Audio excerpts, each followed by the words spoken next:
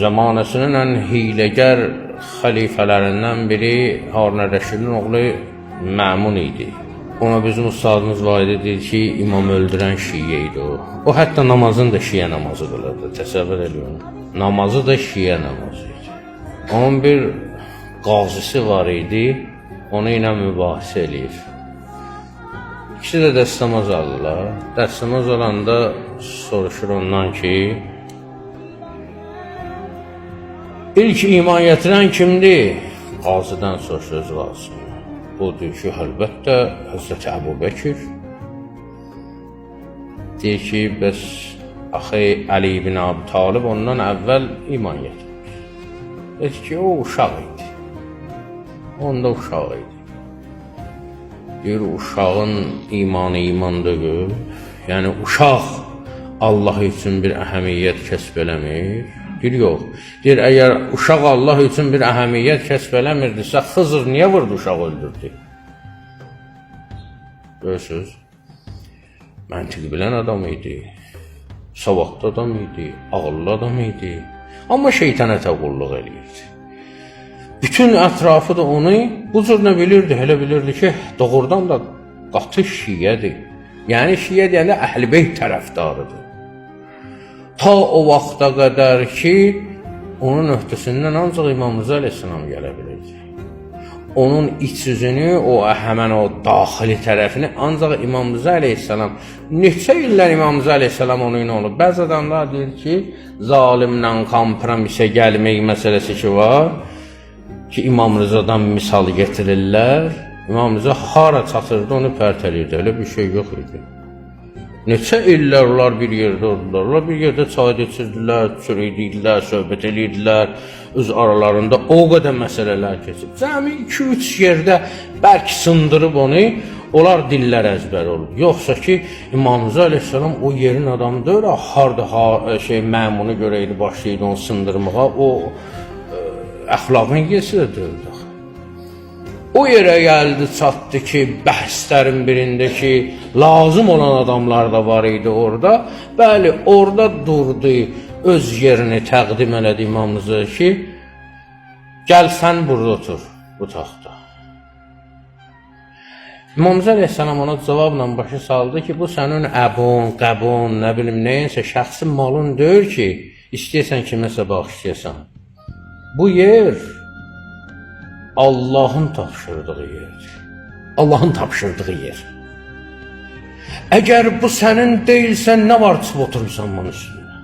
Əgər sənindirsə, sənin mənə verməyə haqqın yoxdur. Bu sənin mükəlləfiyyətindir. Bu bütün möminlərin müqəddəratı sənə tapşırılır. Sən əmirəl-müminin yerində oturmuşsan, sən möminlərin əmirisən.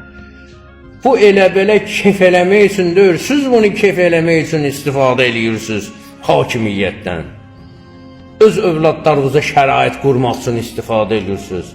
Əslində hakimiyyət bir mükəlləfiyyətdir sənin boynundakı, insanlar üçün rifah yaradasan, insanlar üçün şərait yaradasan, insanları rüşdə doğru, inkişafa doğru aparasan. Məqsəd budur.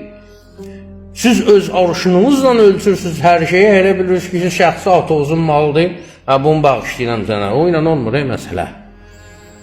Bax, tabiçilik budur, əmr budur. İbn Abbas deyir ki, mən gəldim, gördüm ki, o vaxt ki, Həzrəti Əlini xəlifə seçirdilər, girdim, gördüm, məşğul söhbəti, hamımız bilirsiniz, amma məsələ başqadır da. Deyir, gördüm ki, çarığını yamayır, diqqət elədim, gördüm ki, yamağın özünü yamayır. Yamaq var idi, onu bir də yamayırdı. Dedim ki, ay əmi oğlu, bu da at bunu bir qıdağa, bu nədir, axı gedək bu iş nədir? Deyir ki, bunun qiyməti nə qədər olar? Bunun qiyməti nədir? Özü bir tayını göstərir. Bir tay yamaqlı bir çarıq üstünə bir dənə də yamaq vurur, elə yarımçıq qalıb. Bunun qiyməti heç nə. Bunu aparsın bazara, heç nə verməzlər, bu tollanmalıdır. Deyir, əgər Allahın əmri olmasaydı, cəmaatın haqqı boynumda olmasaydı, o xilafət var ha, o bundan dəyərsizdir mənim üçün. Məsumun sözü deyir. Yəni, onlar o bərbəzə üçün belə filan söz demirlər. romantik cümlələr qurmaq, nə bilim, pafoslu sözlər demək. Mən sizin rifahınız üçün yaşayıram falan, belə sözlər eşitmişsiniz də. Ada yox, nə var onu deyirik. Allaha təslim olmaq bu deyə. Allaha təslim olmaq quru-quru təslim oldum, dinə gəldim, müsəlman oldum. Bu yox. Bu o qədər böyük sözdür ki, Allahla İbrahim arasında keçən söhbətdir bu. Allahla İbrahim arasında keçən söhbət ki, təslim ol, o deyir, təslim oluram sənə. Bütün vücudumla, bütün varlığımla. Əli əleyhissalama öz doğma bacısı Ümmühani gəlir, deyir ki, nə oldu? Mənə də eyni təqaüd, kənizimə də eyni təqaüd. Qardaşına şikayət edir, qardaş da xəlifədir. Çoğuş torpağı götürür, qarışdırır, bir-birinə deyir, ayrın bu torpaqları. Mənim nəzərimdə hamı Adəm övladlardır. Harda var o cürünə xəlifə, o cür padişah ki, bu cür ədalət yesi olsun, bu cür Allah əmrlərinə tabe olsun.